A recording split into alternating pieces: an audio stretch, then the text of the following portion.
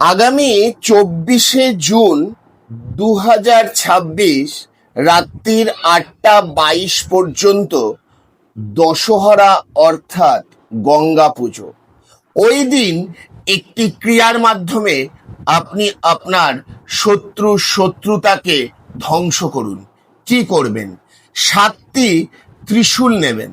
7টি ত্রিশূল নিয়ে কাঠকয়লা এবং সিঁদুরের মিশ্রণ করে একটি কালি তৈরি করে ত্রিশূলের মধ্যাংশে সেই শত্রুর নাম লিখবেন। তার মধ্যে জপ করবেন ত্রায় ত্রায় ত্রায় ত্রায় ত্রায়। এই জপটি করে একত্রে 7টি ত্রিশূলকে কোনো গঙ্গার ধারের মাটিতে পুঁতে দিন। দশহরার দিন এই ক্রিয়াটির মাধ্যমে আপনার শত্রুতা ধ্বংস হবে।